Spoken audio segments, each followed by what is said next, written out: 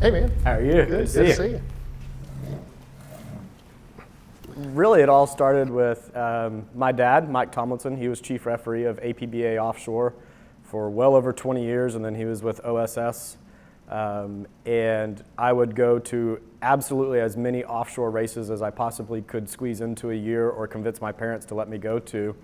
And I met Mr. Harris at many of the races. He was always with the Fountain guys. As a young kid, he liked high performance just like I did. We have similar backgrounds in that I was exposed to being around Reggie at an early age and racing and performance, and he was around his dad. I'd known Reggie since I was in second or third grade, and he was just one of the good guys, and he was always such a gentleman to me and courteous and kind. And anytime I asked to jump in the boat or jump in the cockpits, Geoff would say, "Knock yourself out, go look at it." So my introduction to Reggie was, like I said, somewhere in the second or third grade.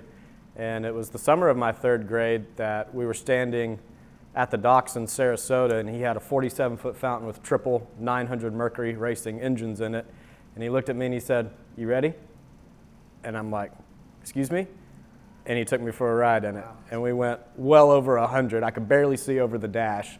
And they all said when we came back to the docks, the smile on my face was, biggest that it's ever been. And at that moment, I knew I was hooked. I wanted to be in this industry.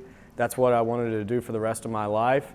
And I'll always be grateful for that moment. And a few years later, I had the honor to go to work for Fountain right out of college. And like Geoff said, there's so much to learn from him. Reggie and I go way back. As a teenager, worked on his pit crew in a race in Memphis, Tennessee in 1979.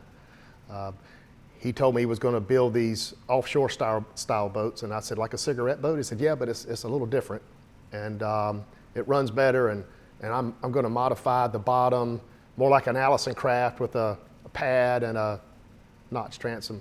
Along the years, I was beside him. We did a lot of innovation. We both enjoyed adding performance and moving the needle and making things better and faster. If you ever wanted to look at a sport that really developed a better product for the weekend user, offshore racing did, and Mercury Racing was a huge part of that. Realistically, there's not a whole lot out there that really can push our product the way that the Mercuries do. And Nortec as a company, we're Mercury and Mercury Racing exclusive. It's one of those places where you can actually dial a number and get somebody on the phone. Yeah. So many industries now, you can't get anybody on the phone. No, and they're here. But at the end of the day, we are not just a center console fish boat. We are a performance center console fish boat, and nobody does performance like Mercury, and that's because there's not many venues where a guy can go spend his money and get a performance machine and not be limited to, a narrow road with a speed limit. You can go take your boat and go out to the open water with nobody holding you back, put the hammer down and see what she'll do, And you can do it over and over again as many times you want.